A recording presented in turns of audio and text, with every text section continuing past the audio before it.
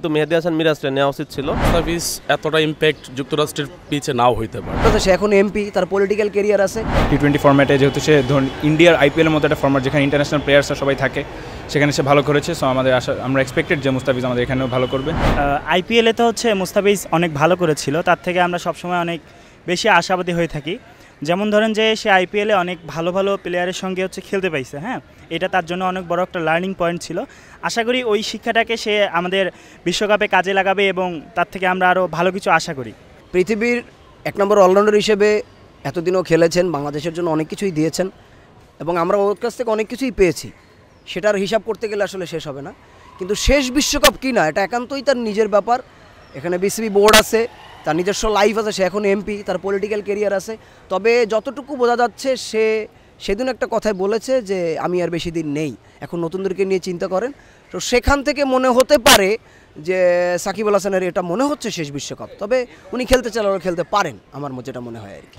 আসলে বাংলাদেশ দলে মোস্তাফিজুর রহমান অন্যতম একজন জনপ্রিয় খেলোয়াড় এবং তার যে অবদান আমরা প্রত্যেকটি ক্ষেত্রে দেখছি, প্রত্যেকটি টুর্নামেন্টে প্রত্যেকটি ক্ষেত্রে তার অবদানের জন্য বাংলাদেশ টিম অনেক ভালো সাফল্য অর্জন করেছে। আমরা সাম্প্রতিককালে দেখেছি আইপিএলে বাংলাদেশ দলের যে মোস্তাফিজুর রহমান তিনি একজন লিডিং বোলার হিসেবে সেখানে চেন্নাই সুপার কিংসে পারফর্ম করেছেন, কিন্তু বাংলাদেশ টিমের একটা খারাপ সিদ্ধান্ত যে তাকে জিম্বাবুয়ে সিরিজের জন্য বাংলাদেশে ফিরিয়ে আনা হয়েছিল। হয়তো সেখানে থাকলে সে আরও ভালো কিছু করতে পারতো এবং বাংলাদেশ টিমকে ওয়ার্ল্ড কাপের জন্য আরও ভালোভাবে সার্ভ করতে পারত।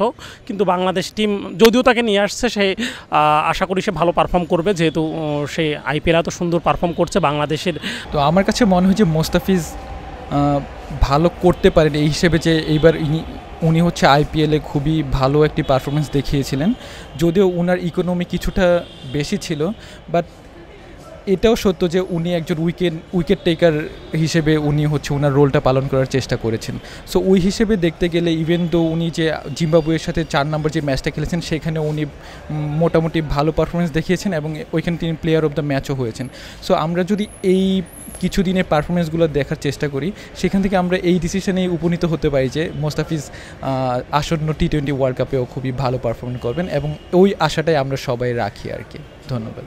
মুস্তাফিজুর রহমান আমরা দেখেছি যে he played very well in the IPL. তারা চেন্নাই সুপার কিংসে তাকে সেকেন্ডারি বলার হিসেবে নেওয়া হয়েছিল, but performance wise say kind of the principal বলার পর্যন্ত ছিল। লাস্ট ম্যাচে সে তার উইকেট না থাকলেও তার ইকোনমির একটা অনেক ভালো ছিল। সো আমরা সবাই আশাবাদী যে আইপিএলও সে ভালোই করবে, নেক্সট ওয়ার্ল্ড কাপে সে ভালোই করবে আমাদের বাংলাদেশের টিমের জন্য। আর অ্যাজ এ সিমার আমাদের দেশে যেহেতু তাসকিন আহমেদ লাস্ট জিম্বাবুয়ের পর একটা ইঞ্জুরির কাছাকাছি গিয়েছিল, সো আমাদের আশাবাদী মুস্তাফিজকে নিয়ে যে টি-20 ফরম্যাটে যেহেতু সে ধরুন ইন্ডিয়ার আইপিএলের মতো একটা ফরম্যাট যেখানে ইন্টারন্যাশনাল প্লেয়ার্সরা সবাই থাকে, সেখানে সে ভালো করেছে। সো আমাদের আশা, আমরা এক্সপেক্টেড যে মুস্তাফিজ আমাদের এখানেও ভালো করবে। আজকে বাংলাদেশের স্কোয়াড দেখলাম, আমার কাছে ব্যালেন্স টিভি মনে হয়েছে, কিন্তু মেহেদী হাসান মিরাজকে আমরা মিস করব। এই বছর এই টাইম সম্ভবত সাকিবের লাস্ট বিশ্বকাপ হবে। সাকিব আগে যাই করো না করো প্রতিবারই বিশ্বকাপে আউটস্ট্যান্ডিং একটা পারফরমেন্স শো করে, আশা করি সেইটা এবারও করবে। আর মুস্তাফিজের যে ব্যাপারটা, মুস্তাফিজ এতটা ইম্প্যাক্ট যুক্তরাষ্ট্রের পিচে নাও হইতে পারে। এবারের বিশ্বকাপ স্কোয়াডটা আমার কাছে ব্যালেন্স মনে হয়েছে, কিন্তু যেটা গুড পিক আমার কাছে মনে হয়েছে রিশাদ হোসাইন। সে এটা ওকে নিয়ে বেশ ভালো করেছে, কিন্তু মেহেদী হাসান মিরাজকে নেওয়া উচিত ছিল। লাস্ট কয়েকটা বিপিএলে সে ভালো পারফর্ম করেছে। এই আর তানভীর যে এই ছেলেটার থেকে আমার কাছে মেহেদী হাসান মিরাজকে চয়েস করলে একটু বেশি বেটার মনে হতো। আমার কাছে মনে হয় না সাকিব আল হাসান গিয়ে তার আগের যে ধারাবাহিকতাটা সে যেভাবে খেলে আসছে, মনে হয় না এই বিশ্বকাপে গিয়ে সেই ধারাবাহিকতাটা বজায় রাখতে পারবে। কারণ গিয়ে তিনি ব্যক্তিগতভাবে তিনি অনেক কিছুর সাথে জড়িয়ে গিয়েছে আমার কাছে মনে হয় পার্সোনালি। যেমন গিয়ে তিনি অনেক বড় একটা দায়িত্ব তার কাঁধে চলে আসে, সেটা গিয়ে তিনি একটা আসনের এমপি হয়ে গেছে। সো এমপি তো আসলে 2-4টা কথা না, একটা গিয়ে আসনের এমপি হওয়া মানে অনেক দায়িত্ব। সো অনেক দায়িত্ব যখন তার কাঁধে আছে, এটা একটা অবভিয়াসলি প্রেশার আছে। মনে হয় না সে অ্যাজ এ প্লেয়ার হিসেবে ওই দায়িত্ব থেকে তাকে গিয়ে ছাড় দেওয়া হবে বা সেইভাবে চিন্তা করবে আচ্ছা এইটা আমি করব না, খেলাধুলার পরে গিয়ে আমি দেখব যে আচ্ছা দায়িত্বগুলো কী আছে। সো এইটার একটা প্রেশার তার মাথায় থেকেই যাবে কন্টিনিউয়াসলি। সো এছাড়াও তার আদার্স ফিটনেসের দিক থেকে যদি বলি, তার ফিটনেস সে রেগুলারলি গিয়ে তাকে ওইভাবে ফিটনেসের প্রতি কেয়ারফুল থাকতে দেখা যায় না। সো সব কিছু মিলায় সে যে ধারাবাহিকতাটা হচ্ছে আগে দেখে আসছি, যেমন পারফরমেন্স করে আসছে, সো এই পারফরমেন্সটা হচ্ছে গিয়ে এই বিশ্বকাপে মনে হয় না সে আমরা দেখতে পাবো।